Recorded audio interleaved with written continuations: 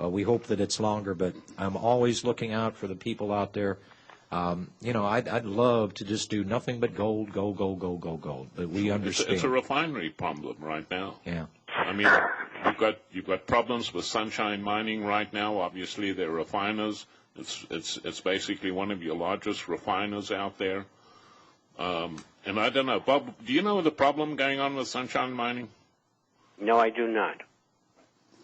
Well, Sunshine Mining is where we get where you get your generic silver rounds. In other words, not your silver eagles, but apparently that's where the U.S. Mint gets its blanks from. But hopefully within the next day or two we'll have some silver round. They're not as expensive as silver eagles. I believe they're running around $3 over spot as we speak. Okay, so. Robbie, haven't secured that yet. Okay, but the difference being, okay, you're talking about the difference between a struck or minted coin versus a struck coin. It's not a government issue coin. Not a government issue. But is there any problem with turning these back in, or is there any problem negotiating them? No, they'll always be worth an ounce of silver. There you go. That's what I was after. All right, well, let's go to Terry in Washington. Well, let's not go to Terry. Terry, you hang on. You'll be the first call after this break. On the Republic Broadcasting Network, very pleased. Every Tuesday we have Mr. Robert Chapman and Mr. Robbie Noel riding shotgun with me, John Statmiller. This is the place for the financial stuff. Every Tuesday, folks. Spread the word. It's already the highest-rated program on the network. Let's get more people on board and let's get them informed. We'll be right back. Some kind of way out of here. Said a joker to the thief. There's too much confusion. I can't get no relief. Businessman there. How do you spell relief, folks? More money to Ben Bernanke in the hopes that, he's going to straighten out the problem that they started. Did it happen on purpose? The housing bubble and its crash were engineered by the U.S. government and the Fed and Wall Street as well.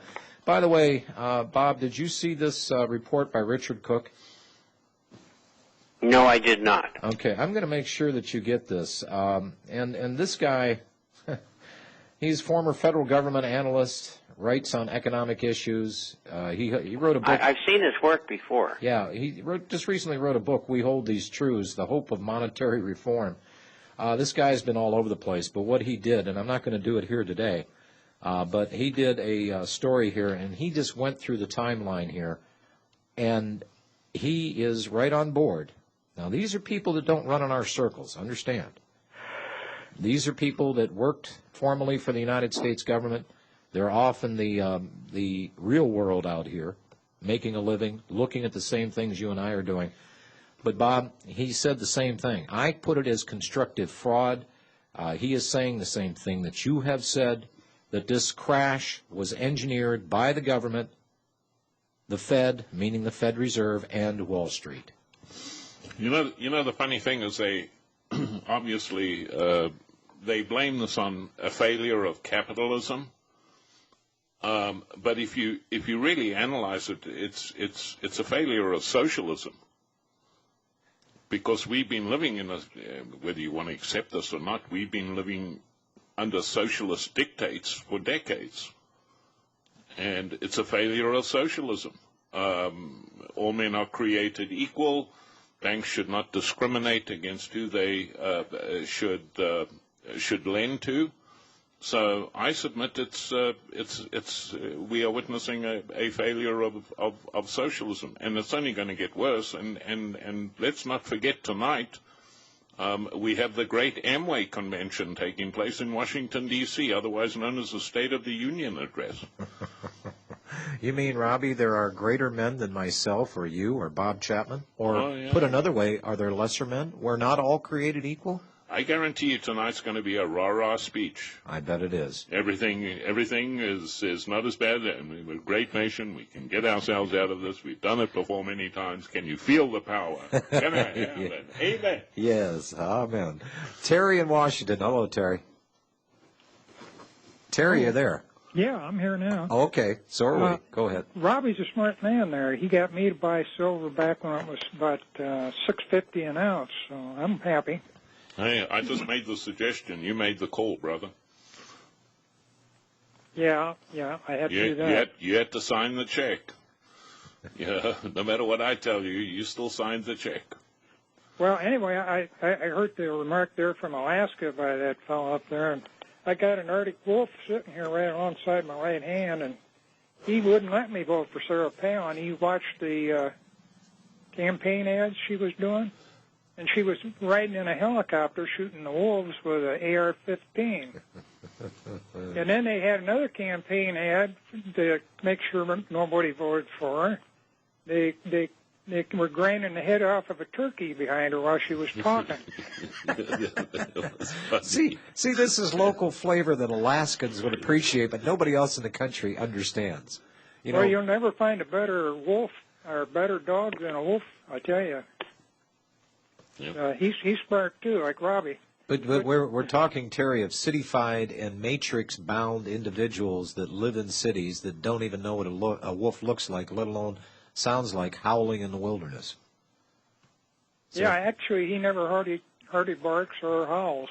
Just when they're looking for a female, do they howl? But what I called in about was I've been thinking about it for years now. I heard it off RBN back when Media Bypass was on the air. Yeah. And they had an article about that left-wing witch down there in San Francisco, Dianne Feinstein. Mm-hmm. And her husband grabbed a bunch of railroad land that went bankrupt down there from the government sale of it. And then he turned around and traded it as being desert tortoise land to the government for the Chocolate Hills in California. And that was supposed to be full of gold in there. Did they ever open up that gold mine? No. As a matter of fact, you just jogged my memory. I think one of Sunshine Mining's problems is a couple of its properties obviously have been subjected to new EPA rules and regulations, which prohibits them from exploring and extracting any of the minerals. Yeah, Terry, that reminds me, we have blind salamanders here in our recharge aquifer zones here in central Texas. And Alexander Jones did quite a bit on this, where they took the property, declared it a sensitive environmental zone, and we've got to save the blind, backward-walking salamander, and then turned right around and then sold that property off for commercial development. So the fix is always in, my friend. It is always in. Terry, anything else? Yeah, I had a quick question. I watched TV about 2 weeks ago, and they had a sunken treasure ship that had 400 tons of gold that they showed on TV, and they were picking the coins up with a robot. Yeah. Why didn't the price of gold move? It must be what Russia just bought. We'll answer that when we get back. Thanks for your call, Terry.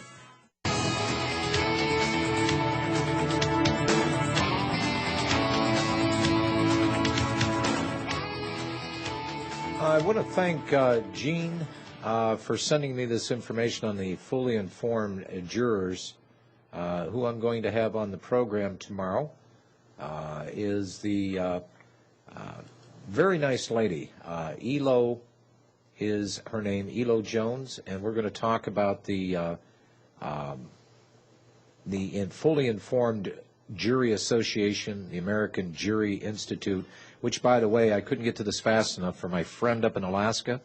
Actually, she had signed this herself as governor the day that she was brought on board to be the running mate for John McCain. So, yeah, I know Sarah Palin's not all bad. I'm just saying that she wasn't vice presidential material. Can I comment on that shipwreck story? Yes, please. Just because I know a little bit about it. The HMS Victory was found in the English Channel by a Tampa, Florida treasure hunting team.